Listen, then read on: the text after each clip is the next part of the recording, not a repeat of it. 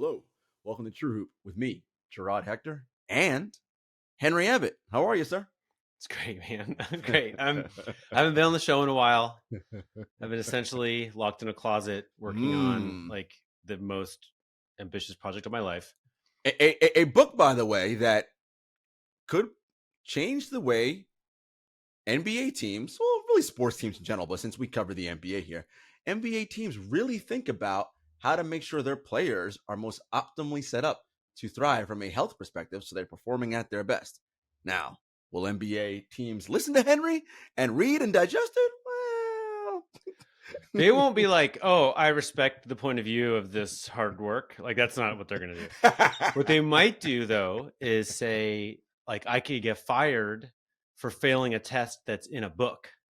Right. So like maybe like I did this story years and years ago about how like if you played more than 3,000 minutes, you didn't win a title that year. And it stopped.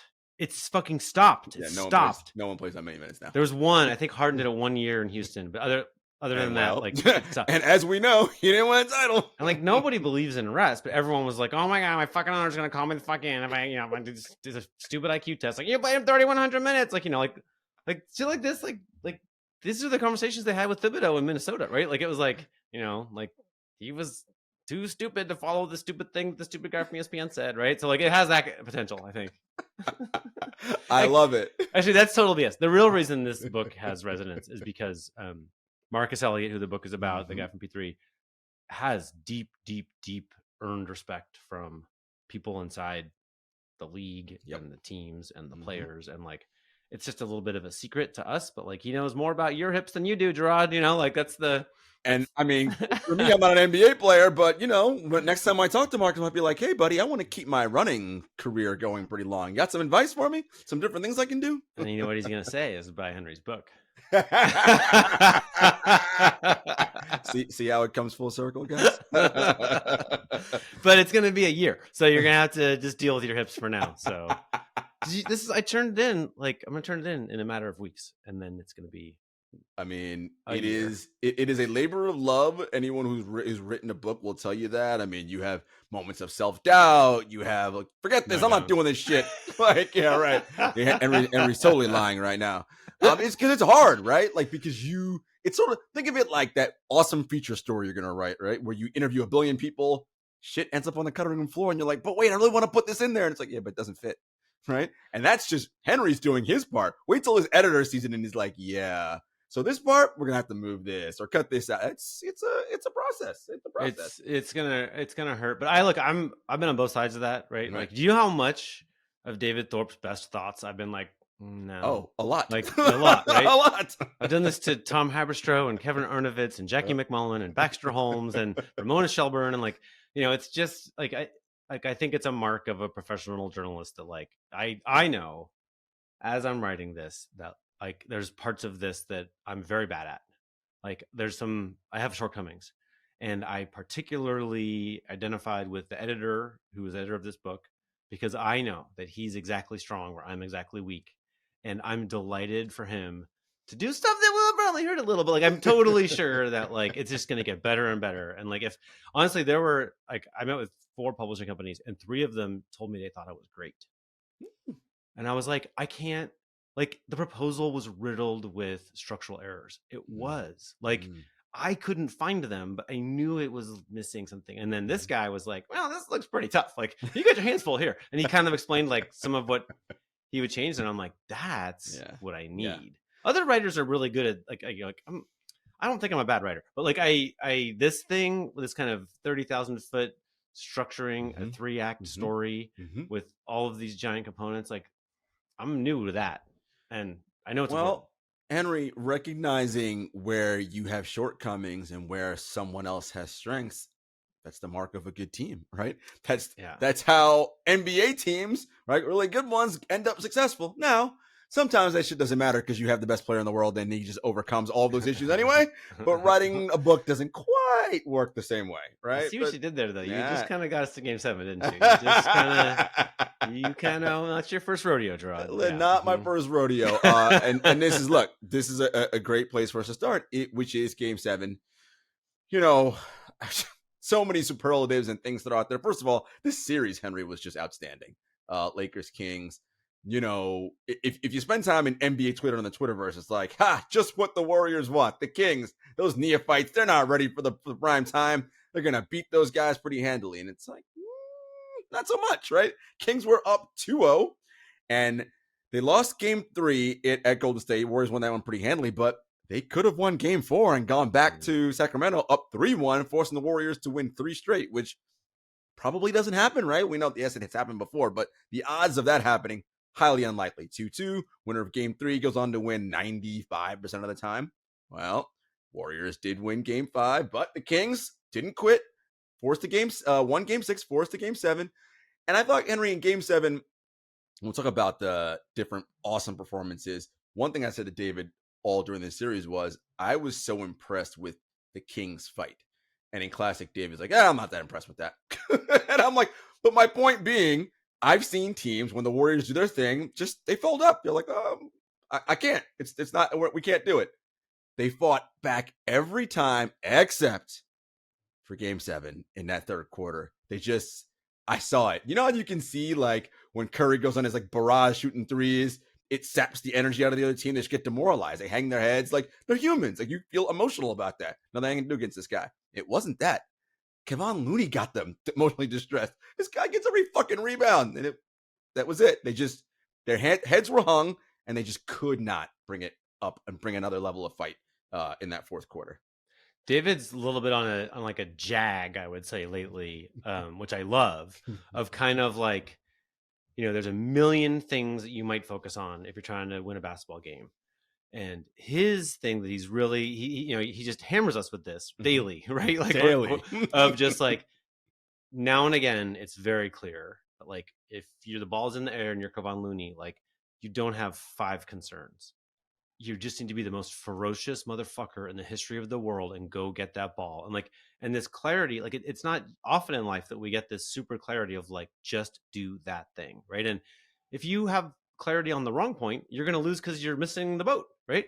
But there's this sort of dance between when to be head on a swivel and calculating and using your prefrontal cortex, and when to be, like, honestly, I think of it almost like there's some scenes in the book that are of like predation, like an owl catching a mouse, where like there's a moment where just like you just, locked in. Yeah, an osprey catching a fish. You know how, like, this is a bird that goes like, I forget how many miles an hour, super deep into the water. Yeah, like it is.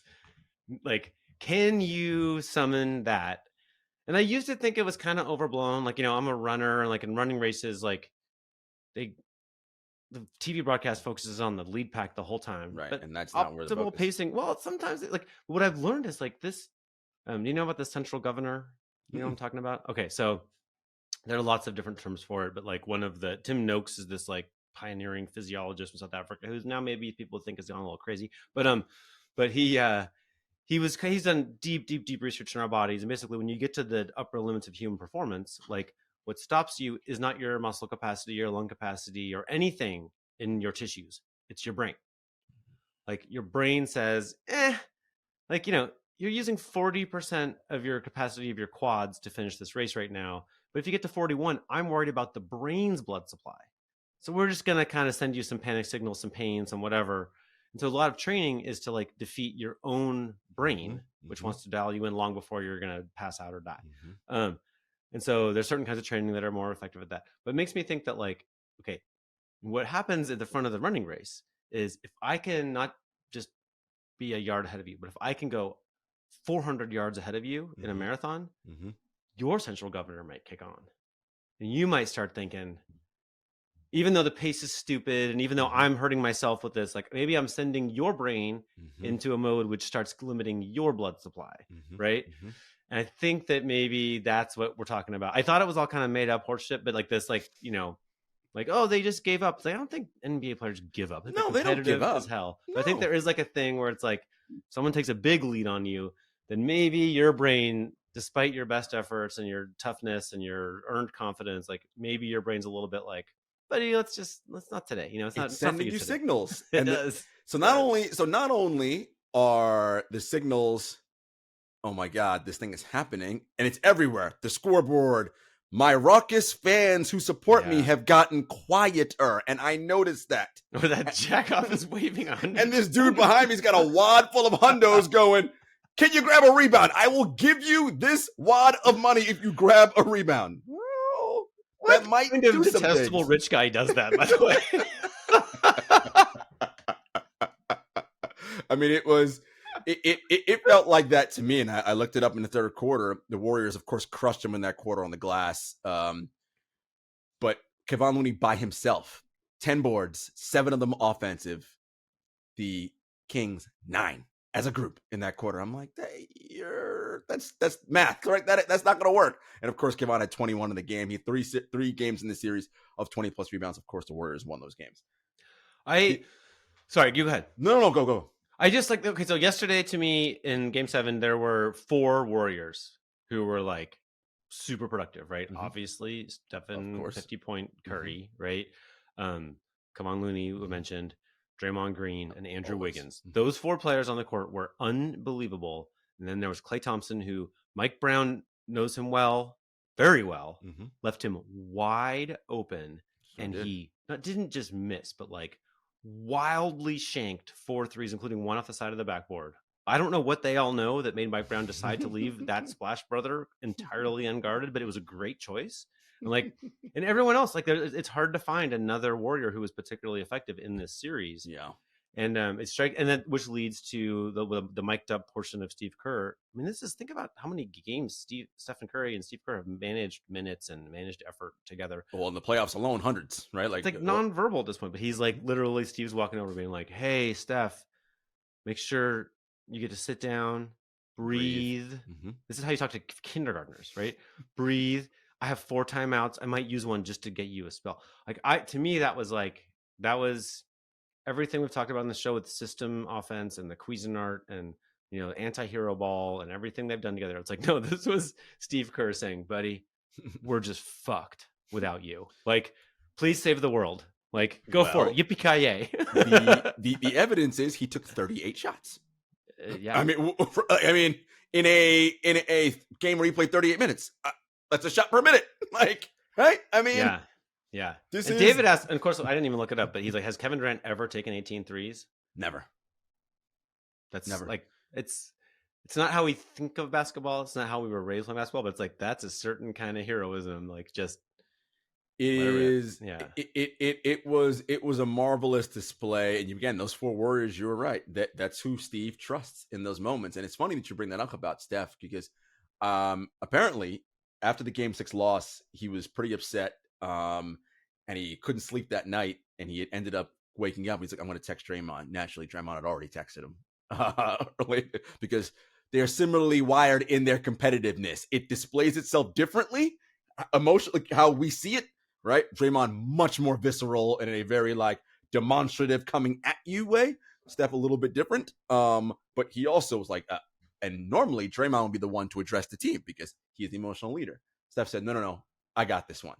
And Steph doesn't generally talk to the team in public like that. He does on occasion. It's mostly guys off to the side.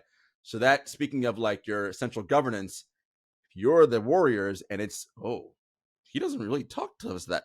If he's saying something, this is interesting. Yeah. And so this is what he wrote. According to multiple sources in the private session, Curry told his team he believed in them. They had enough to win. He asked them for their trust in return. He assured them he could deliver victory if they all bought in. He implored them to put all their feelings aside, which sources with knowledge in the locker room felt was messaging directly aimed at Poole and Jonathan Kuminga and other guys who might have been unhappy with playing times and their role, etc., to be locked in and unified to the mission. Anyone who wanted to remain in their emotions, he told them to stay home. Anyone who was ready for their vacation, told them not to get on the bus for Sacramento. But anyone who did get on the bus, Curry took that as a signature of approval, a binding agreement to be on board with the mission. And if they did that, if they got on the bus, he promised he'd deliver. With his game, his faith, their solidarity, they'd win. Who wrote that? That's Marcus Thompson, I believe. Okay. Or it's like a Marcus Shams, someone got some info from this guy, and they cobbled it together in a paragraph. Keyword in there, or multiple keywords, but one that you talk about all the time. Trust. Yeah. Right? Steph, I ask you to trust me. Well, he has earned trust, right? In a variety of different ways that he shows up for his guys, right? Not just, but all of his teammates. So kind of have no choice, right? Well, this guy's saying, I believe in him. He's going to do that thing. I thought it was pointed that, yeah, the young guys feel a certain kind of way, right? Jordan Poole in particular. There's a little clip going around the internet. You saw it because we put it in our chat of Draymond wanting to talk to Jordan Poole. This was game 5 or 6, and Poole wanted nothing, no part of it. It's like, get away from me. I don't want to talk to you. Jordan Poole, who forgot there are cameras everywhere, was like, and Steph beelined right behind him and was like, oh, like I got to get you together. No, man, not here, not now, not like this. And it's a team is an ecosystem, Henry. And speaking of trust, Draymond shattered that trust at the beginning of the season. It's broken and it hasn't been fixed. Yeah. Right? He punched him in the face, Jordan Poole in the face, and knocked him to the ground. That is a thing. Whether or not it affects them winning a championship this year, I don't know. But I know that is a thing that is not healed and everybody's all kumbaya and shit's good, as evidenced by Jordan's reaction there. But for the guys who put aside whatever, and for Steph to basically say, if you're in your feelings, don't get on this bus. Stay home. Like, we're going to roll with who's here. I mean, it's a tough message. Like, who's going to be the asshole in a Segway? You know what I mean? Like who's going to be the asshole on a Segway? I mean, everyone's getting on the bus, just practically speaking. Right. Everyone's going to get on the bus, because if you don't show up on the bus, people are going to be like, where was so-and-so? It's kind of important to get into the game. Yeah. Oh, good. He kind of trapped him there a little. I mean, of course he did. But there, there was the Warriors are probably the best run team in the league, and they had this 2-tier plan of win now and win later with James Weissman, Moses Moody, Jonathan Kuminga, Jordan Poole, right? Like that, and the win later part is not happening. Like it might happen. It might be that those players develop in that way, right? Like but right now, as we mentioned earlier, like the win now system is 4 guys who've been there for quite a long time, right? Like the few years ago, Kevon Looney couldn't help them like this. The few years ago, Andrew Wiggins couldn't help them like this, right? But now they've kind of like nurtured it up, and they've got 4 who they can really rely on in these playoffs. And the trust, I don't know how far it extends, but it's not infinite, right? It's something they still have to win on with a chat the day before Game 7, right? And like I feel like that worked in round 1. Might work in round 2, right? Like it will not work beyond that, right? Like this, Steph Curry on fumes. We're talking about the fucking Sacramento Kings round 1. You know what I mean? Like, right. This team is taxed. Oh, you go 7 games, you're for sure taxed. I mean, this is by definition, right? And it took a Herculean effort, right, of those 4 guys to win this game. Yeah, the final score looked like a laugher, but this was tense moments all the way through. Yeah. But again, look, Curry, Poole, of course, Draymond was brilliant, as he often is in so many ways. I love that. So that little chat group that David puts us on that he texts his players. Yeah. I love those little oh my God, that little. He's like, yeah, that wasn't by accident. That's what Draymond does. I'm like, this is fucking brilliant shit. Like stuff that as you say, your eyeballs don't see, right? So you look at the takeaway from the game for the casual fan is Curry's amazing. 50 points, which is true. Good enough. Yeah, that's not incorrect. not incorrect. But as Pat Riley famously once said, no rebounds, no rings. As Kawhi Leonard once said, board man gets paid, right? Like the ability to extend possessions, give you more chances at the rim. First of all, the Cuisinart offense is hard to stop anyway in 24 seconds. Now you get a rebound. I got to do it for another 14 on top of that. Okay, probably not going to happen, right? Like they're probably going to score. And then if you cannot end a defensive possession by securing the rebound, that means you didn't play good defense, right? Because you give up the offensive rebound. So this is a wonderful performance by them, showing all the cliche things that people love to talk about, championship grit, blah, blah, blah, blah. We'll talk about Lakers Warriors in a bit. Oh, yes, we will. I think that's interesting. Look, the Lakers are old, right? Like, but so are the Warriors. So we'll talk about that in a minute. We had a call this morning, our Monday TrueHoop content call, and I said, there's something about Game 7s. I feel like that really highlights poor play and like your weakness and like you're not really good at this thing. And Henry goes, I disagree vehemently. I was like, I did, and I felt rude about that. And it's fine. You can disagree vehemently. I think you're wrong to disagree vehemently. And I think maybe I phrased it wrong. And this is about Domantas Sabonis, who, by the way, is an excellent player, all-star this year, led the team in estimated plus minus. He'll probably make an all-NBA team, I think. One of the league, I think he led the league in rebounding this year. Well, didn't lead this series in rebounding, that's for damn sure. In a game 7, so maybe it's not that Domantas Sabonis' weakness is or he is weak. It's that, well, in a game 7, how your team is constructed matters very, very much. Because, as David pointed out, maybe we need to have somebody else next to Sabonis to mitigate the fact that he's not a great rim protector, right? And these various things that cause issues that may mitigate some of his awesomeness during the regular season. That's just not, that didn't come out and come to bear in the postseason. And our good friend Tom Haberstroh put up it was mainly a counting stat thing, but I thought it was interesting. So in this series, Kevon Looney and Domantas Sabonis played 183 minutes on the floor together. Looney had 38 points, 92 rebounds, 27 assists, and 7 turnovers, and was a plus 44. Sabonis scored 83 points, had 55 rebounds, 25 assists, 18 turnovers, and was a minus 44. And I was like, well, that don't look great, right? Like, now, small sample size, but that's what the playoffs are. They're always small sample size.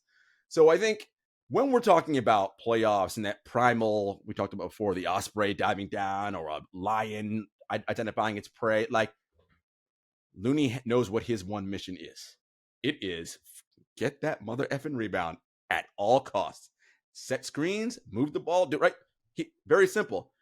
Domantas has lots of things he's thinking about, right? Oh, I got to get Darren the ball. I got to move this. Like, too many things happening, too many things spinning around that brain. And when you have to focus on too many, to what you mentioned earlier about the central governance, maybe that's the point where that nervous system is sending a message is like, overload, can't, too much. I mean, it's getting fouls but Domantas is one of the best rebounder in the league, getting manhandled on the boards, couldn't even box the guy out. Problematic. Yeah.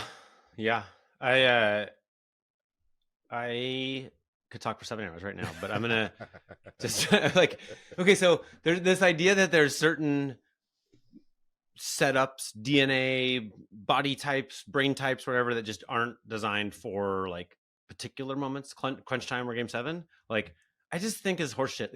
Mostly because you can't find it. Like, there are not in any sport these people who just own crunch time. Like, everyone's a big hot mess, right? And like, and the pinnacle in my lifetime covering the league, the pinnacle of characters who was just like, this guy doesn't have it. Yeah. And we heard it from everybody. Was LeBron James. Like, it was inundated. It was like 7 years of some people just don't have it. And guess what? He totally fucking has it in your face. He's swinging his crotch in your face, right? Like, he absolutely has it. And our mistake was taking a stupid little snippet of his career and thinking that meant more than the rest, right? Like, it was just stupid. Like, it's not, it's just not how, I think when you're trying to predict the future, like, limiting the inputs is not helpful. Like, bigger input, big data predicts the future. If you're trying to make a weather forecast, you're going to want the whole globe's barometric pressure, blah, blah, blah, right? You don't want like a little look out the window. It's just not good enough, right? Like, what's happening outside? Oh, yeah. Like, we know that we fans have this like deep love of the idea that there is magic time, right? That there is just like, there's like we glow. There's like this sort of special little glitter in the air. And like, it's just a thing that we're putting on it, right? Yeah. Like, I think Sabonis has the problem of being like, it's hard to lead a team as a power forward, right? Like, it's tricky. You don't have the ball. You get a lot of fouls called on you, and you win by beasting people, but you never know when your beasting is going to cut the refs fired up. And like, it's just, like, I grew up with like, the Blazers were led by like Zach Randolph, Marcus Aldridge, and like, it was the same thing every year where it's like, it's very hard to be the star in that job, right?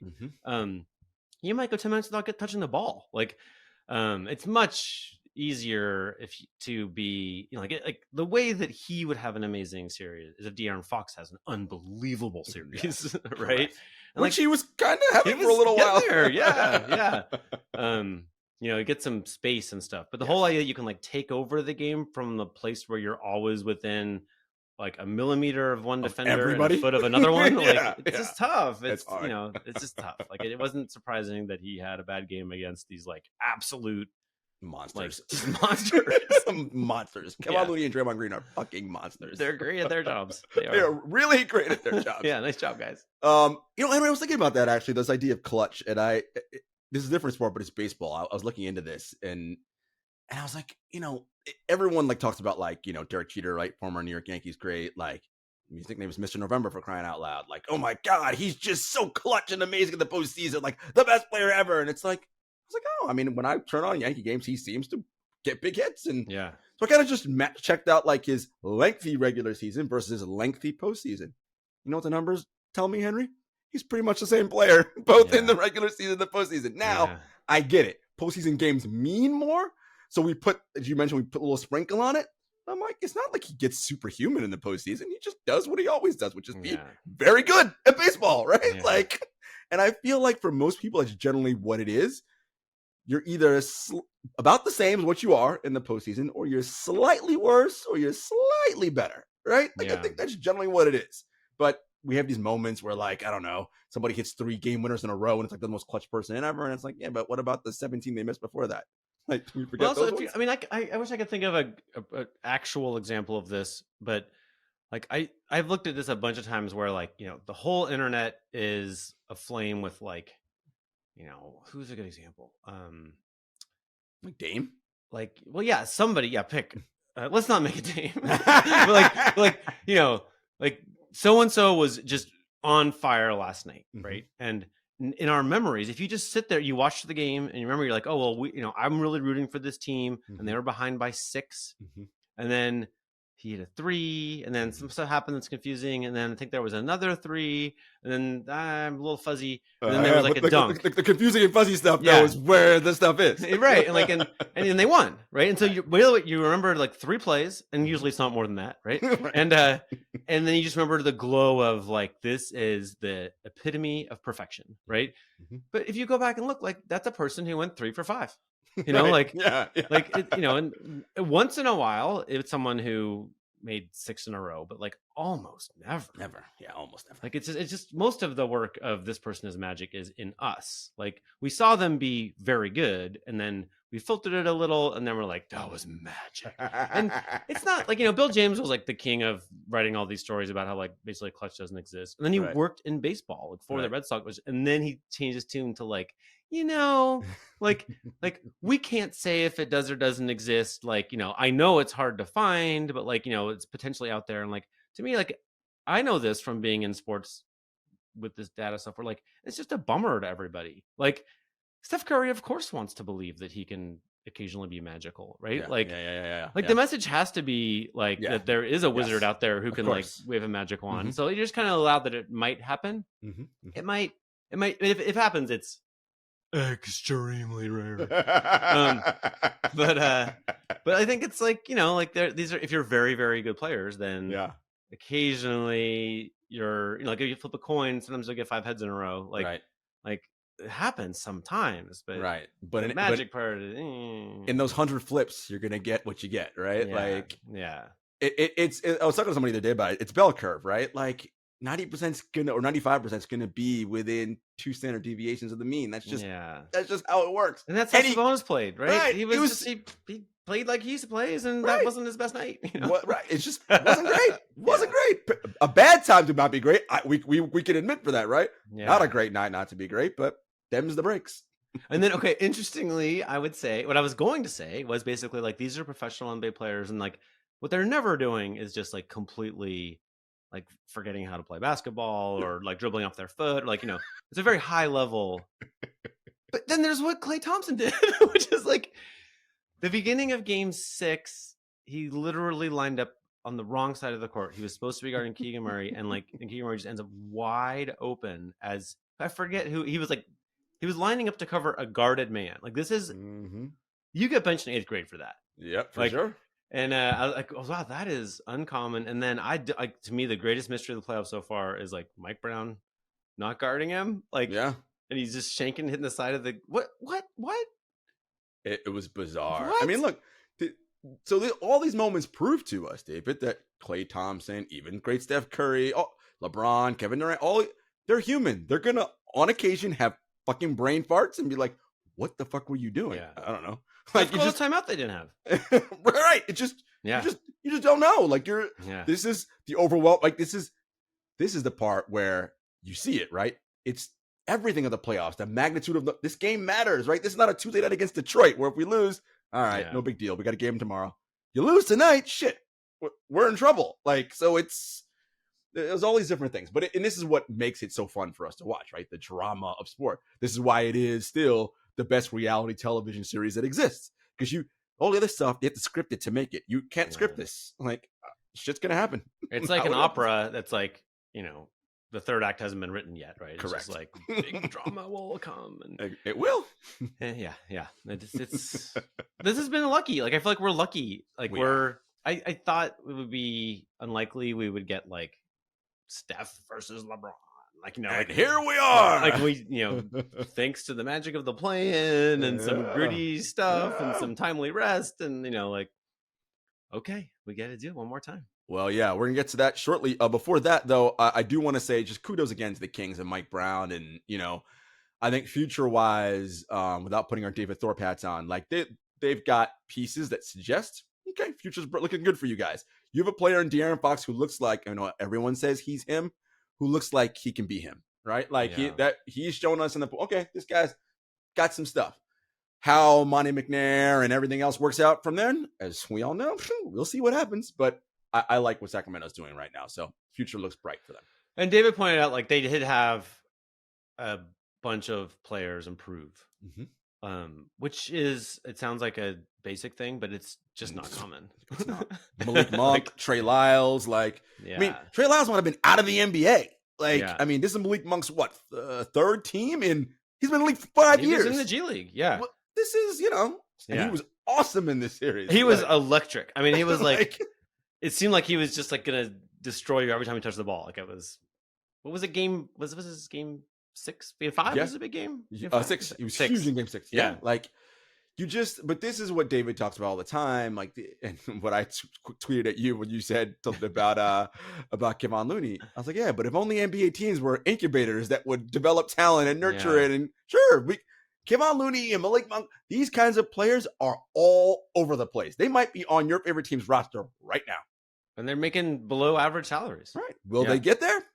Most likely, probably not, because your team's not good at incubating and developing that thing.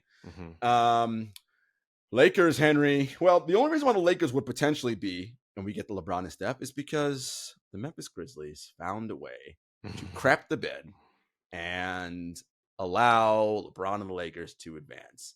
Everyone knows this is a pseudo Memphis Grizzlies pod, so we're going to spend some time talking about the Grizz here. Look, I'm in. Let's do it. The Lakers were...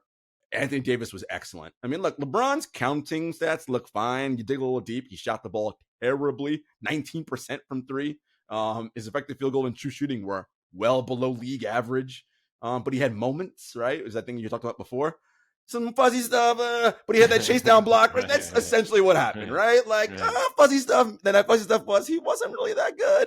And then he's a little fuzzier, right? Like, it just that's what happened, right? And the Grizzlies, the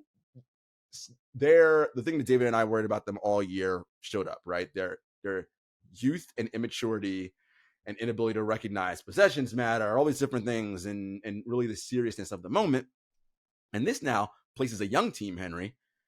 I don't want to make it dramatic and say at a crossroads, but they have some choices to make this summer. I remember saying to you, you're like, Jarod, what would be a good outcome for the Grizzlies this year? I'm like, oh, Henry, I like steps. Like they made it to the conference semis last year. Let's try to get to the conference finals. You're like, man, fuck steps. You're like, look, I get it. That probably works. If they can win the title, win it now. Well, they can't. They ain't going to win the title this year. Actually, a step backwards, right? Not winning in the first round. It's safe to say Ja, Tripp, and Bane, those are 3 guys they know that they're going to build around for sure. Fantastic, yeah. Everybody else, I don't know. Well, and Dylan Brooks is an unrestricted free agent, which is interesting in and of itself, right? Like Zach Kleiman, I think, is widely seen as like super good at this, and he didn't lock this guy up, right? And then he had an interesting press conference where he basically, understandably refused to talk about Dylan, but he did talk a lot about self-created distractions, right? And I mean, that's Ja too, for sure. Oh, 100%, both of them. But it made me, okay, David and I talked this weekend, and I was like, so I'm not someone who thinks that like Dylan Brooks like mouthing off and trash talking and getting to, I don't think this is a giant problem. Like Draymond Green does those things all the time, and I do think there's like kind of a like controlling the physical space. Like I say this to someone who I'm not. This is gonna sound really stupid. Like I played pickup basketball on the playgrounds of New York City, and like which is there's like the coked up guy who might deck you affects how you play. Yeah, right. Like like there's a just like who's the fucking big dog in here right now, which is kind of attack the hole with that. Yeah, there's like, I mean, it does like you can see in NBA games that is a battle that goes on the whole time. It definitely matters to basketball, right? And like Dylan Brooks is a participant in this battle, and it's not entirely stupid, right? No. Like who will punch you in the nuts is something that like everyone does kind of think about, like we'd like to pretend that we're all more professional than that, but like, so I think there's like, so I was making the case to David that like Dylan has this kind of like Draymond type of value, and David's like, yeah, but Draymond is like led the entire league in adjusted plus minus. Like he's unbelievable. David's you mentioned this text group. David has a little text group to like literally players and head coaches, and like one of like the little teaching points that recently was like Draymond has his back to the ball, but he keeps his arms super wide, and they throw the ball into his hand. And David's like, it's a coaching point. Like, this is how you should run around. And like, so Dylan just isn't that good. No, like, that's the problem. He's not as good as Draymond. So he's like, I would just be like, bro, if you like, we'd like to have you on this contending team. We are going to live with your crazy, but we want you just to be better. Right. That's how David thinks. Right. Like I was thinking like, man, like Draymond's like fire and Steph's like water, like, and they kind of have a lot of elements. Yeah. And so I think that, or there's some famous old coach that like, you can have one donkey on your team, but you can't have two because they breed. like, I think a little bit like it can't be, I don't think that like Ja is fire. Yes. And Dylan's fire. And Tripp is like, he's not exactly. He's not fire. He's not fire, but he's not like, guys, knock it off. No. He's more kindling. Like, oh, if you want to, okay, that's what we want to do. Let's go that way. That's how you get self-created distractions. I think that mix, right? So to me, I'm like, maybe, like, I don't know what the talk is. It's like, Ja, I need you to be like a leader, right? Like one who might rein people in, not one who will get in trouble off the court, right? Or maybe it's Dylan, we need you to, be better at basketball. But like, I feel like, or here's my other idea. I realize I just talked a lot, but go keep going. Dylan Brooks sign and trade for Kyle Lowry. I like it because I know Kyle's going to do all the things that you mentioned. My only fear is that Kyle's 1,000 years old. He would be the highest paid assistant coach. He'd be Udonis Haslem. Yeah. Okay. But he played, that's where he started his career. It's like a full circle thing. Yes. And I think it's harder. I would just bet John Moran doesn't get in the kind of trouble he got in if Kyle Lowry's on the team. Yeah, I think you're right. I like that. I think, look, this is the maturity part for them. They've got to grow up on the court and off the court, and Josh specifically off the court, right? On the court, he has to learn how to, and it's tough because his superpower is I am more athletic than everybody else on this court right now. Yeah. But the problem is that you try to scale LeBron James and Anthony Davis every single time, which means you're going to end up on the floor every single time, which means you're going to get hurt more often, which means you're going to be out. We have to pick and choose. Should I scale that Anthony Davis mountain? Maybe I'll pause right here and float or whatever. Or just do some different things to preserve. And I mean, the key is to know, okay, I'm better than everybody. I'm this awesome uber athlete when I can deploy to detonate you. Not every single time TNT dynamite blow up. That's too much rubble there, And so I think it'll be interesting to see how he matures his game that way. And I think Jarod can. I think he's like a muscle fibers, right? You got a bunch of fast twitch, you got a slow twitch, right? And you got convertible. I think he's a convertible muscle fiber. He can be, guys, let's leader guy, but someone's gotta convert that in, like put him. No, this is what I want you to do. You're gonna be this guy. You get everybody together. You come around to guys, level set here. He can do that, but someone has to get him to convert into that. that on the roster, I don't know. And there's this, like, I think we have this kind of like, the quintessential basketball coach is almost like a football coach, like some like, old white guy who yells a lot. And like, and I think that like NBA players today, like, know that they know more about the game than that guy. Right. So, and they've overachieved like to the nth degree to get here. And they kind of know that they don't have to listen to like the traditional advice. Right. Like Ja can, like everyone who told Ja he shouldn't dunk over people so much, like, guess what? He did. I'm gonna make $250 million like dunk over people. Fuck totally. And like it, I think there's this thing where this is where the trust comes in. It's like, yes, who can earn the trust of that very special mentality that has over every person who ever said, "Hey, careful, you can't." He's like, "Oh yes, I can." Right. And like, and that's how you want him to be. Yes. But you still want him to shoot from the second box when he's uncontested there, because he can. Yes. Right. And like, that's why I think Kyle Lowry is valuable. It doesn't have to be Kyle Lowry. He has a big salary. But he's someone potentially like that. available. Yeah. He probably, with Dylan's resign, will probably be about the same. Like, it probably, the salaries will match. Like, and I'm sure the Heat would give up Kyle Lowry. But I think that someone who can, just sit on the bus and say things that actually matter to Ja, that Ja actually believes. I think that would be cool. No, that is the challenge of not every, but NBA teams particularly that are growing at a fast rate that are led by 23-year-olds, right? Yeah. Ja and Tripp are 23 years old. Doesn't mean it's 24. Teams that young don't win titles, right? That's not, but they are ascending. So, but they need that. All right. As David always says, with youth comes hubris, and like, we gotta, guys, this game will humble you. And it did it, right? This series has humbled them, right? Yeah. They are like, oh shit, maybe we gotta start seeing things a little bit differently.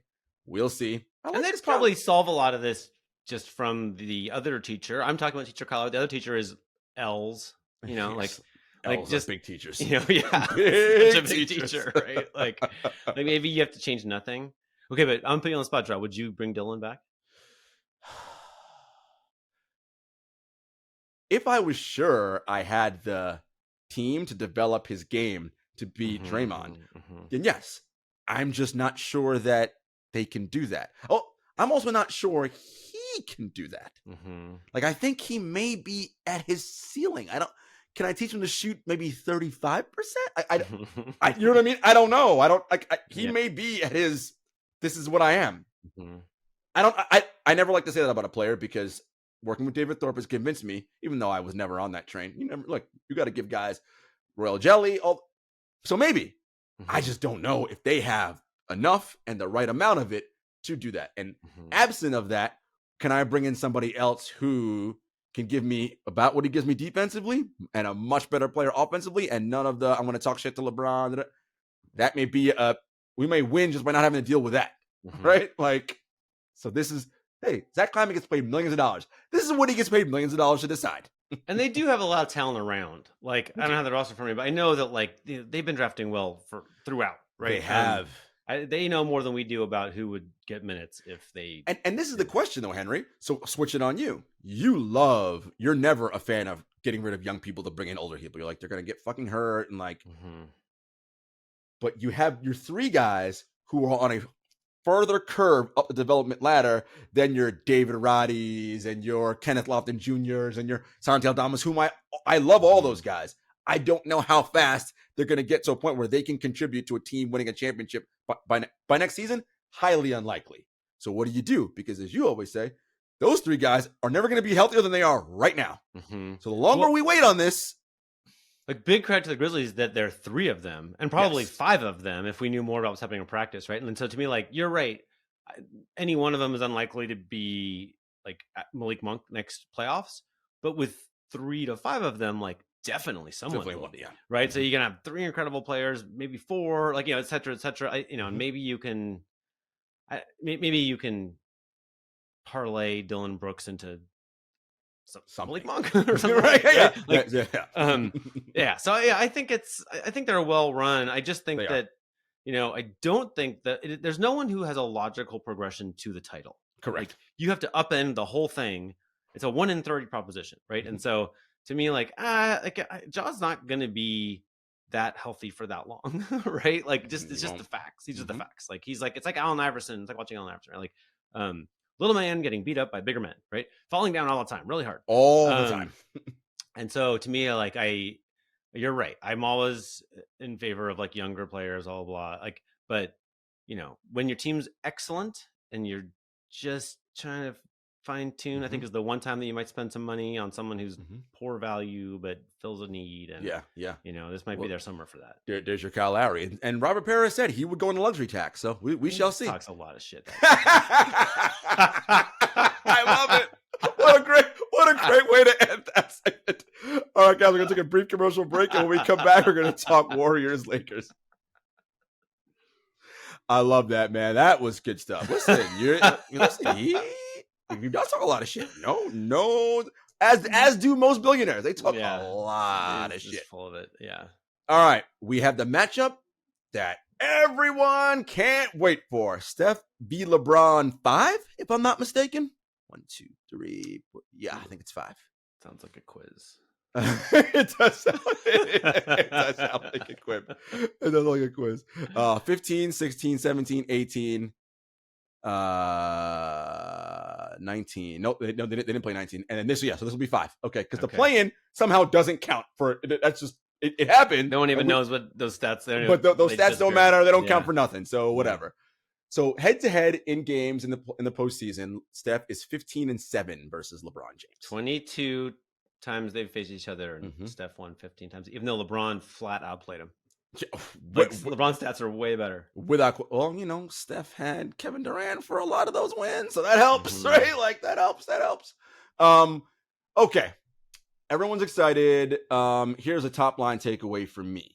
Anthony Davis was so dominant in that Grizzlies series. He is something that the Warriors have not faced in the first round, right? Like, so while the Kings rushed Steph off the 3-point line and try to go to the rim, he had layup after layup because ain't no one back there protecting the rim. Well, Anthony Davis is back there and he is pretty good at protecting the rim. I'm wondering, do you think Anthony Davis just focus strictly on defense and let the rest of those guys, you guys figure out offense? I'll be opportune and like clean up some dunks at the end, but all my energy is gonna be focused on keeping that rim as a no-fly, nobody coming in here. This is such an interesting series. Like I wrote this big, thing several years ago about how like LeBron just doesn't trust young teammates. Like he's been his whole career where they're like, get rid of Andrew Wiggins and bring in Kevin Love and bring me my Ray Allens and Mike Millers and now meanwhile he trusts a young guy. Yeah, like now meanwhile the Warriors have folded in young guys like again and again and again and again, which means this time of year when they play, like Steph's teammates are fresh and bouncy, right? But like the Lakers are getting great play from Austin Reeves, D'Angelo Russell, Rui Hachimura, Jared Vanderbilt. I think in this series Dennis Schroeder's going to matter because he's just like, he's fast, he can shoot a little, he's strong, he plays good defense. Yep. But and it's the Warriors, who we said earlier have like 4 players going, and they're all veterans. So I think that's favor Lakers. Like I think that the fact that the Warriors can't really trust their bench is a crisis, and they have a guy who's on fumes, and they're playing like it was a Sunday, Tuesday turnaround. Yeah, right. Like like the Lakers are just roster wise better. Warriors have the best player and the best coach. Well, they have a huge coaching edge. I think for me, probably like your question about AD, which I'm rambling around. Like I think that he's going to have Draymond and Kevon Looney in his lap on offense, but so maybe he has to shoot threes. But like now the problem I think is that LeBron and Steph are both old, but LeBron's 38 old, and he's missed. I forget he missed like a ton of time this 21 year. games or something like that to a right foot injury, which is still an injury. Which probably needs surgery. Let's be honest. It probably needs surgery. It's in his foot too. And like a little unsurprising little sneak peek into my book is I've learned some about physics, but like the way your body is set up, like your head weighs a lot. Your torso weighs a ton. Your arms weigh about as much as your head. And all of that, like, so basically, if you have an injury in your, let's say, sternum, the forces on it are much less than if it's in your foot. It's the worst place. And he's a giant man. Like, Giant. He's the forces on his right foot are sick. And like, he just hasn't been, even though he's the most incredible 30-year-old athlete probably of all time, like, he just hasn't been physically explosive very often. He's settling for a lot of threes. And not shooting them well. Yeah. At So all. Anthony Davis has got his hands full on offense with, all that mess. And then, it's the Austin Reeves offense now, right? Is what I'm talking about. Ooh, and right? the pick and roll's been pretty good. It's going to be Austin Reeves, Rui Hachimura, D'Angelo Russell. These are the guys going to have to go after it. And I will say, the other thing I mentioned on the call this morning, LeBron got to rest on defense against the Grizzlies because they put him on Jaren Jackson Jr. and the Grizzlies would not run any. Jaren would just stand in the corner. I'm like, LeBron is just hanging out. This is rest on defense. Doesn't do anything. The Cuisinart don't let you rest. Everyone's moving at all times. Now, what that means is they're going to pre-switch a bunch, right? So LeBron doesn't have to. But guys are still moving, even though you're pre-switching, guys are still in constant motion. I think that's going to wear him a bit on the defensive end. This is like David Thorpe's favorite story that I've ever been involved in was Jackie McMullen's story about the Spurs offense, which they call Summertime, which they designed just for LeBron, right? They would dribble into threes, they would pass ahead, like they had a whole bunch of rules about how, and the whole idea was LeBron liked to solve every problem for his team on defense, and he's this giant man who doesn't cool very well, and so they would just put him on spin cycle, have him just run around, and he cramped up and left games, and he was ineffective, and they won the championship. And I feel like this isn't that. No. These Warriors are a little more tired than that, but it's some of that. And he's 38 now with the bad wheel, and it just seems like I honestly would say that I thought the Lakers were going to win this series if he were healthy. Yeah. Okay. But and we put Thorpe on the spot. He wouldn't pick it. He would not. He would not. Yeah. God, this series is so fascinating. I will say, you said at the beginning of the playoffs, Jarod, I don't care that you've seen this movie before. Don't put your money on the Lakers or Warriors to win the NBA title. You still feeling pretty confident about that? Yeah, I just, like I told you about this, Klay Thompson with the messed up assignment, and and like Dante DiVincenzo hasn't been great. I just feel like on title teams, you find just up and down, everybody's at least good. Yes. Yeah. Right. And like both of these teams have flaws. Right. I suspect that the Western Conference Championship is being decided in the other bracket. I would agree. I would agree with that. Yeah. I don't, yeah. That's my hunch. It just no, seemed kind of busted. But that's like, come on. How stupid are we? Like if it's game 7 of the Western Conference Finals and Steph's in that game, then like I mean, all bets at are that off. point. Call me back. Well, by then the future odds have already changed, so you got to jump on them now if you're from a gambling perspective, right? Get them when the odds are still pretty good. Yeah, but don't. I mean, my advice would be don't. Like, don't get them now. Get those Nuggets. I mean, let's the Nuggets look good. I would like to, though. I did take some heat on this show some time ago for saying Steph Curry was the 3rd best player in the history of all time, and like you feel pretty good about that. As I'm going to quote like my young child back when he was young, no regrets. No regret. Well, as we've learned, Henry, our brains can't handle rankings, so they're whatever. But so what you're actually ultimately saying is, in that inner sanctum of the club NBA pantheon, which has right now Kareem, Michael Jordan, and LeBron James, you're saying no, Steph's in that pantheon too. He's with them.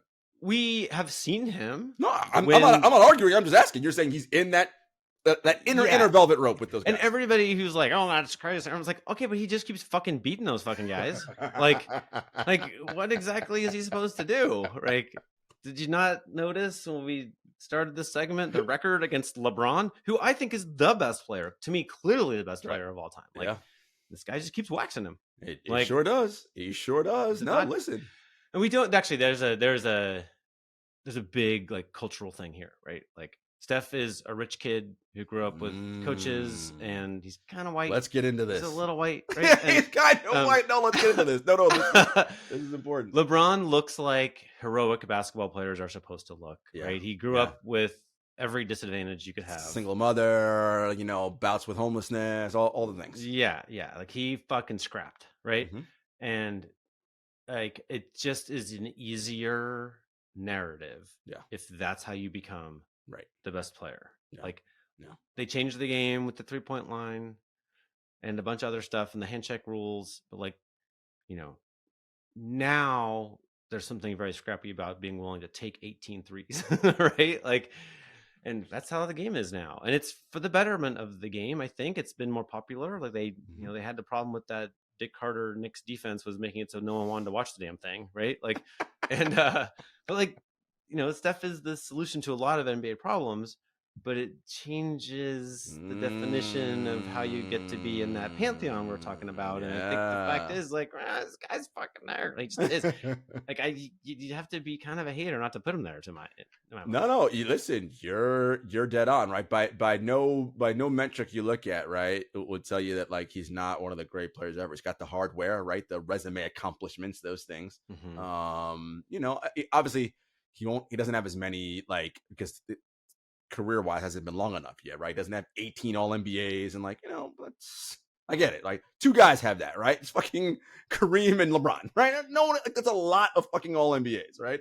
But no, you're dead on. But I think the point about Steph is an interesting one because this is, in so many ways, right? Steph is the avatar for analytics basketball and the people who are on that side.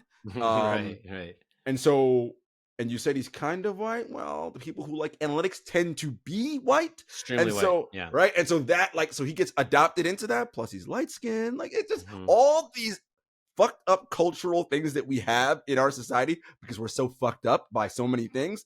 It plays itself out in how we talk about these guys. Right. Yeah. The LeBron hard luck. That's just better. We like that better. That's right. LeBron's Draymond likes that better. Like Draymond. I mean, I'm not even kidding. Like Draymond, if he could pick his his sort of icon to attach his narrative to, like it's he does in the summer he's a LeBron guy. He is like, team clutch all the way. Totally. like yeah. But the fact is, like, I mean, I think there's this sort of unfair thing we do, which is like, oh, that's what Steph does. He scores 50 in Game 7 and he wins, but it's separate from the grind of basketball. It's like, you don't think he grinds? You know what I mean? Like, well, because you can't score 50 in Game 7 without grinding. Like, what do you think? He just shows up and says, magic, whoop, poof. Because in many ways, right, that's how people still think and talk about threes. Even though that everyone takes them now, it's still kind of seen as this, like, magic trick. Like, even if the hint at the way the NBA's popular broadcast partners calling the games talk about it. Well, with the shot of the three, a 20-point lead ain't safe, right? So with a tone that suggests, you work hard to blow a 20-point lead. It doesn't matter because this other team just does this funky thing that's not really basketball. And then they erase your lead in 2 seconds. And it's like, no, that is basketball, right? That's part of the game. Like, you got to defend that part of the court too. You got to, take that away and do different things. Well, he was going to be done, right? Like he was spraining his ankle so much, right? And then KK Lyles was the trainer at the time, like put him through this unusual program of like, basically you need to have the strongest hips in the world. And he took the time to develop, like, I think only Festus Ezeli could like deadlift more. Like he just started lift, a one leg. Like, I don't know what the word grind means to you, but like being the skinniest, tiniest guy on the team and having the strongest hips, just in terms of like sheer weight you can move on the team, like that seems kind of grindy, and that's why he's here now doing this at age 34, 35. Yeah, he, it's just whatever has to be done is what he did, right? And or he led the freaking bus talk, right? Yeah. I mean, whatever has to be done, he seems to be pretty good at doing that, right? He does, and it's interesting because we had something in the document where we talked about Steph, the halo effect around him, right? And it's so much of it was early during his rise. There was this infantilization of him that was being done, right? Like, and it's like, oh, the baby-faced assassin, and he's so humble. I'm like, guys, he is the opposite of humble. Right? I don't get humble vibes at all. Like, he's not at all. Like, in that third quarter when he was doing his thing, as they called timeout, he literally turned to the camera and the Sacramento crowd and said, y'all ain't ready for this shit. I mean, there was a really, I mean, he's driving against the entire team, and they know it's coming, and he has his mouth guard half out of his mouth, right? He's just kind of like just chewing on it. Like, he plays so disrespectfully, right? Like he turns around before the ball goes in the bat because he knows he made it. Like, guys, like he's not humble, right? Like he's just not. No. And by the way, I don't care that he's not. It's fucking sports. Like none of these guys are humble. They're fucking amazing at everything. That's how you. If you don't think you're that, you ain't gonna make it in this league. Newsflash. You'll be washed out of here real quick. But there's so much, right? So like the halo effect and like I said something, I was like, that worries me is like, I hate to do the altar worship thing where we're like, this guy's perfect. And I'm like, I'm not saying he's not awesome, but I don't know everything about this man. There might be a dark skeleton that we don't know about. And, we've done this. This has happened to us a billion times in the history of sports. We put our guy here, shit comes out, and then it's like, oh, and by the way, I'm not suggesting anything like that's going to happen to Steph. I'm just saying it always gives me pause to be so waxing poetically about. I'm like, I don't know the man outside of he's fucking awesome at basketball. Yeah, that's exactly and a great right. teammate and leader. Me too. I'm in the same boat. I feel like, the only thing that we know for sure is that if you're trying to win a basketball game, like pick him, right? And I mean, I've said this before, but like to me, like, okay, get your top whatever, take the top 10 players of all time, whoever you think they are, divide them up. Who's gonna be the high scorer in that game when they play each other, right? Like, we all know it's gonna be this guy, right? Like he's not. There's just no fucking way. Like the way that the game works, like he's gonna score 50 in Game 7, right? Like Larry Bird did not do that. Like he's just unbelievably good at basketball, and it's not a coincidence, and it's not luck, and it's not trickery. It's just this is what works. This is what works. This is the game, and he is dominating the game. By the way, that 50-point record, and just because the NBA is poetic in this way, the prior record, Kevin Durant, 48 points in a Game 7. Yeah. So it just clicked into my head. I'm like, oh, if this is all being puppet mastered by the NBA, which I don't think it is. Oh, but but if you were to make this like, it would be Steph has to vanquish LeBron. Oh, and then KD the next round. And then KD the next round. It's so perfect. Listen, that is what Adam Silver is sitting there going, please, please, please let this be what it is. That's the hope. And it's on the table. All of that is very possible, but these teams they both got work to do before they get there. They do. They do. Let's get over to the East really quick. The Heat, man, what a game. Stole that game from the Knicks game 1. All the things that the Knicks did in the Cavs series, Henry, where they just were like, we're going to out-muscle you, and just have more effort. I'm like, you can't really out-effort the Heat. That's not, that doesn't really work. Yeah, they don't let you do that. And Spo is, we talked about it on our call this morning. It's Jimmy Butler and 4 dudes who would not be on anybody else's roster in the NBA. And if they were on those rosters, they for sure aren't getting any playing time. And these guys are hitting threes and contributing when it counts. So you mentioned the Warriors being the best run franchise. The Heat have their issues. Shout out Mickey Harrison. But that development and that hashtag Heat culture, that's a joke. No. That's a serious thing. Like, you get guys that just strap it up. And as you mentioned, like, my job is to just fucking put a body on somebody and get that ball. All right, I'm going to do that. Right? Yeah. So simplified the game. And that was a hell of a game 1 from the Heat. Yeah. It's like, like Gabe Vincent played at UCSB, right? Like Max Strus. Right. Like, I mean, would they, I don't even know if you just gave Max Strus to other teams, would they take him? You know what I mean? Like, probably not. They would be like, I don't want that Max Strus. I'm busy. I'm busy. But that game also had this, actually for a while, I like rewound a few plays and watched it again because I thought maybe Mitchell Butler was hurt. Jimmy Butler, you mean? No, Mitchell Robinson. Mitchell Robinson. Yeah. I'm like, Mitchell Butler. Do you remember Mitchell Butler? I'm like, who's he? There was a Mitchell Butler played in the NBA and then became an agent working for Dan Fagan. But yeah. I wrote Mitchell Butler in the notes. That's how. See, that's what your brain was. Okay, so Mitchell Robinson, like, he was so incredible in the last round, like unbelievable, right? And then he was just like there were a couple plays where like he didn't get the rebound, and then he took like a very ginger step and then didn't run back, like, and just kind of like, and I'm like, is he okay? And like, I think he was just tired.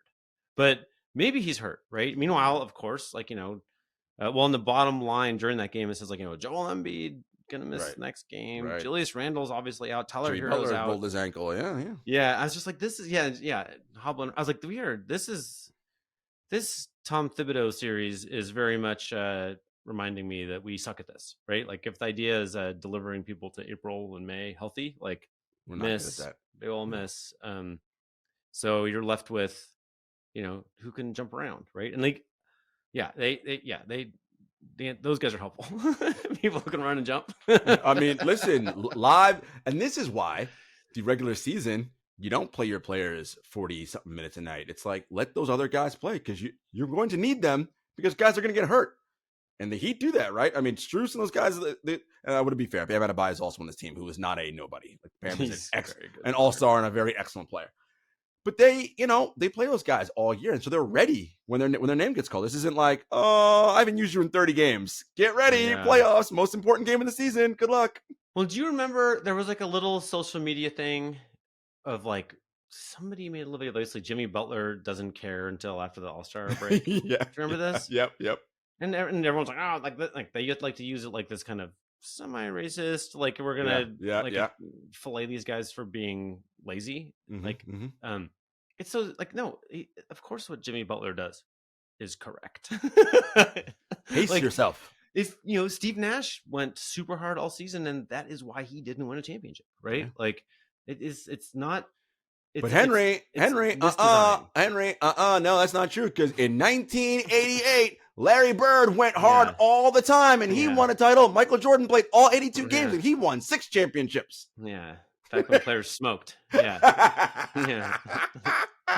I always laugh when people bring that up. I'm like, guys, turn on a game from that era. I know. And a random regular season game. They're not going hard. Just look, they're not. Watch it. They have at P3 they have like real deal granular data of basically like like one of the things that you would do is you would stand on the force plate and then you would explode in a one-off skater sideways as hard as you can, right and left, right? And so they have like actual real deal, like how fast do big men slide laterally, and they've been doing this now for more than a decade. And it's like laughable. They're like it's absolutely 100% provably true that players now are just much more athletic than they used to be. Like that's not news to you, but it's news to like your dad probably. shout out to Steve. No, yeah, right. Like guys from that era who were like, no. It's like, no, I watch. You're like Kevin McHale. I'm like, Kevin McHale could not move as fast laterally as Jaren Jackson Jr. I'm sorry, or at all, right? Or in his case, at all, right? Just can't. Like that doesn't mean he wasn't awesome when he played. Yeah. It just means that Jaren's a better athlete now. That's all. Like, yeah. I mean, David Thorpe gets downright disrespectful about Bill Russell, right? He's like, 6'9" guy can't shoot. What are we doing with him? David's hilarious. He will definitely say that. And I mean, think about it, guys. In today's NBA, a 6'9" guy who can't shoot, what is that guy doing in the playoffs? Yeah, Draymond Green. But Draymond does all the other stuff, right? Yeah. Like, but yeah, no, the game has beautifully evolved, but it's fine. It's okay. It's okay that like Michael Jordan to me like brainwashed us by being super athletic when not very many people were. Like now every team has a player that athletic, and that's an outrageous thing I just said. Maybe it's not true, but like maybe not as him. But to your point, the baseline level of athlete is much higher today than it was in the prime of Michael Jordan's career. They had honest conversations then about whether or not weightlifting was a good idea. Right? Like it was like, correct. I don't know, ruin your shot, right? And like that's not like everybody's jacked, That's a factual statement. No, I mean also just to the ground you have to cover, and I bring this up to people all the time. The game was played in the size of a postage stamp back then. Like everybody's in the post. It's just crowded and cluttered. You got to guard Steph Curry out to 38, 40 feet. Yeah. They're setting high screens out there. Yeah. Like, I mean, yeah, it's scrappy. Yeah. It's just a different game now, but this Knicks Heat series will be interesting. Injuries like it will in every playoffs and every year. It will decide who's got the healthiest live bodies come June. That's who's going to win. David's working right now, by the way, on basically ranking the likelihood of every team left winning that championship. Yeah. He's doing that mostly because I just really wanted to know. Henry's like, oh, what can I figure out here? It's a very confusing year. Right? It is a very confusing year. Really quick, we mentioned it. The Sixers Celtics kick off their series their series tonight. No, Joel Embiid doubtful on the injury list for today, and that's look. They can win a game or two without Joel, but if he's not available for this series and he's not excellent, it's gonna be tough to beat Boston. They're too good, and that collective hurt from last year of missing out, and this is gonna fuel them for sure. This is Daryl Morey's James Harden is his Mona Lisa, right? Mm-hmm. Like he is a roster construction, like a pulling strings and doing clever contract language, blah blah. But like he put all of his Ben Simmons and all of his other chips, and he said himself, we only get one shot at this, and he held on for a very, very long time before improving the roster, and he went all in on an old guy. And now here we are. Like, Embiid's hurt. Your guy. Is James Harden young enough to lead the Sixers in a victory over the Celtics? Right. In a series, the odds say no. In a game, sure, maybe 2 games. Yeah. But 4 out of 7, tall order. Tall order. They're really testing my I've been just crapping on the Sixers all year, and and they got pretty good, and it's making me a little nervous. But this is we will find out now. We will if I'm right or not. Well, I mean, my thing is probably got to deploy Maxey some, right? He's super young and fast. He might be amazing. He might ruin everything for me. Shoot his lights out. Yeah. Steph Curry took 18 threes. He took 20 threes. Tyrese Maxey, let's do some different things. Yeah. The series that David, Henry, and I believe is probably going to decide who comes out of the West. Nuggets, Suns. Nuggets took game 1. Won pretty comfortably. Suns turned the ball over a lot. The Nuggets took a bunch of threes. The Suns did not. That is, by the way, the Suns, if you look at their shot profile, that's what they do. They are last in the teams in the playoffs in threes attempted per game. Yet they shoot it at a 39% clip, which is very good. So something should tell me, math-wise, you guys have got 3 shooters who are pretty good at shooting threes, and pretty good who are elite at shooting threes. Shoot more threes. But I forget which game, but the Suns just kind of had it rolling a little bit in the first round. And then when you're watching those games, you're like, oh, well, now that's what a title team looks like, right? And then it goes a little haywire. And I do think part of it too, Henry, is I think players they don't like to define themselves as whatever, but they kind of play into stereotypes of themselves in that the Suns are called the mid-range assassins, right? Because they have these 3 best mid-range shooters minus DeMar DeRozan, right, in the NBA. And historically, Kevin Durant's fucking unconscious from the mid-range, right? A Kevin Durant pull-up 2 is the point value higher than most people shooting threes, right? Just because he's so good at that. Fine. But, guys, when the other team is crushing you from behind the arc, there's still a math thing, right? Even a good Kevin Durant 2 is still not 3. 3 is 1 more than 2. And the Suns shot great in game 1, 55%. Still lost by almost 20. Well, and you have the chance to so Mike D'Antoni's offense was designed to make layups, right? So you're just going to put offense all over the place so that when Amari Stoudemire is rolling, there's not 2 guys ready to help. There's half of one guy and coming from a very big distance away, right? And it's just dunk, dunk, dunk, dunk, dunk, right? The Suns with these players who can all shoot threes, right? I think can just make that kind of they're just stretching the taffy real thin, right? And why not just have that? Yeah. Right. Why not have just tons of space? And then, when your guy does attack, he might end up shooting from the mid range, or he might end up but just get the help coming from 100 miles away. Right. That is, and the funny thing about that was in that Clippers series and towards the end of the regular season, you saw it. Booker would run, right? There's some kind of action at the top of the key. You'd have Paul and Durant spaced out wide in the corners, and it's well, I'm not helping off them dudes. Shock of all shocks. Yeah. Lanes wide open for dunks, right? So in this game, why is everybody crowded around the middle? Go back to doing that. And maybe it's first game, whatever's, and as I said, they're human. We're stupid. We just did dumb shit for the first game.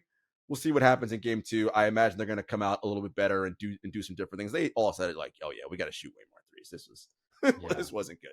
So we shall see what happens in game 2. But I think, look, the Nuggets look great.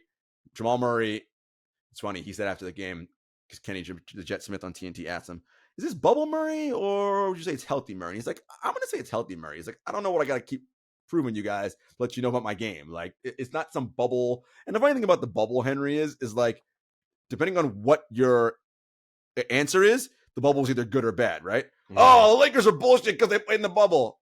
Okay, but Jamal Murray's excellent because like what are we doing here, right? Like, it was everyone had the same conditions in the bubble. It wasn't special for one team or the other. Everybody was away from their home in this Disney World, whatever, doing this thing. The best team won, and that was the Lakers. And Jamal Murray and Donovan Mitchell put on a hell of a show because they're fucking really good at basketball. Like, every year is different and kind of random, and like, everyone agreed to the rules in advance, right? It's like you're, right. Getting Monopoly, and it's like, well, you roll a 6, you move 6, right? Like they had rules and they followed them, and it's all legit. All legit, no, without question. But yeah, they look good. They still, despite that win, David's concern is still the non-Jokic minutes, which I agree. That's still, I'm not sure what that is, and especially if the Suns figure out, okay, let's keep one of either whoever, our duos on the floor, or one of either KD and Book on the floor at all times. You're probably going to be in pretty good shape, especially in those non-Jokic minutes, right? Those are the minutes where they can really exploit the Nuggets. I have a little bit of a feeling that the Suns, like, so they have 3 guys who can do everything on offense and spend a lot of time doing very little on offense and getting tired and playing long minutes, right? Part of me is like, man, it would probably make sense to have someone super fresh. So so when Jokic is out of the game, the Suns are either going to wax the Nuggets, right, or they're going to lose the game, right? Is what David's saying. Maybe it's great to have somebody who's checking in when Jokic is checking out. Correct. Who's like, here's Devin Booker ready to just absolutely destroy you, exactly. Right? Like, I don't know if they have the ego to do this, but it just seems like there's probably a way to have like a 32 concentrated minutes of Devin Booker that's just devastating, right? Like, I mean, I think you're exactly right. It's about matching up, right? Like Davis says all the time, be innovative. Like, yeah. And because it's going to look, the problem is, and you always say this, you're going to lose the press conference, right? It's going to look weird. Monty, why did Devin only play the non-Jokic minutes? Yeah. Especially if you somehow lose the game, you're going to get crushed. And this is what you're going to get asked. So rather than do that, just wear my stars on the ground, play them 48 minutes. And if we lose, who cares? No one can question me because I played them 48 minutes. And I would think kind of counterintuitive. Like touches, right? Like you might get Devin just as many touches, but just have him be like, raining fire, not trying to make sure Kevin's involved, right? Just like let him be, let him do his thing. Like, yeah. Like they did it in that Clippers series. Yeah. Monty was like, Kevin's sometimes most expensive decoy in the world. Yeah, let him stand in the corner because no one's going to leave him alone. Right? They're not. That's Kevin Durant. Cool. Let Devin go nuts. Or vice versa. Devin, no one's leaving him. Let Kev do his thing. Whatever your situation is, be innovative. Figure it out. Yeah. I mean, I'm not saying they do this. They would be like Kevin Durant off the bench when you tell him to score 50. Like, interesting to see what happens. I was like, you can probably do that. I'm not going to lose. No, I will say this. If he's playing the non-Jokic minutes, you're definitely crushing whatever they got going on out there. Yeah. I mean, I don't, yeah. I'd play around with that, though. At least I'm sure they are in the back room, but like, no need to be. I just feel like when people were highlighting early in the playoffs, they were playing 44 minutes each or whatever, and it's like, it's not the best way. Like, you want them to cut hard and jump high. You want them to do all that stuff. After the first round, Kevin Durant led the playoffs in total minutes. They only played 5 games. Yeah, right. I was like, that doesn't seem. That's not good math. As the kids say, the math ain't mathing on that one. Like that's I mean, we can argue about whether he should, at his salary, want to work that much forever. I don't care. The point is, like, we've seen him in Brooklyn lose playoff series because he could barely move. Like, just have him moving. Like, seems like a winning strategy. You have to make choices upstream over the weeks to get him moving in crunch time. Like, you're going to want him hitting that shot, not stepping on the line. You want him his full strength. And the fact is, human bodies don't get there by just grinding him to a pulp. It's just not how it works. Henry, I think you're so right there. But these coaches can't lose the presser. Henry can't do it. Yeah, we're gonna go down swinging. This is how it works. Shoot all our bullets right now. Yeah, we lose. You're like, okay, you're probably gonna lose. You're probably gonna lose. I'll say I didn't tell you so. No, the Suns are gonna win so they can make the perfect Western Conference Finals with Steph. KD. Oh, are you saying? I'm just playing with it in my head a little bit. Adam's in his Buffalo Wild Wings office, and he's like, but he's got to make the semifinals exciting, right? So that means, wait, this ain't gonna be a quick series. So the Nuggets it's gonna be a 6 or 7 in both ways, and it's like, all right, where can we get Scott Foster to go to make sure that? Oh my god! Here's the good thing about Scott Foster, which is like, whatever. I'm not. I want to be very clear. I am not saying Scott Foster is doing anything wrong or illegal or fixing games or whatever. But literally, when all 30 fan bases hate you, like it's like you're doing something right. Yeah, right? They're all like, "Oh shit, we got Scott Foster tonight." It's like, well, I thought he only hated Chris Paul. Like, why is it? He hates everybody. Okay, fine.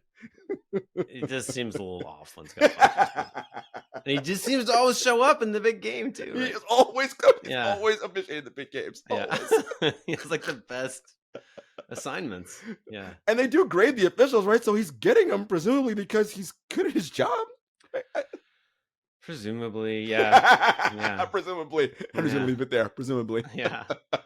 But the FBI team investigating the Gambino crime family did want to put a wire on Tim Donaghy and see what he was saying to all those other referees, and that was the referee he called the most. So there's a lot in that, presumably.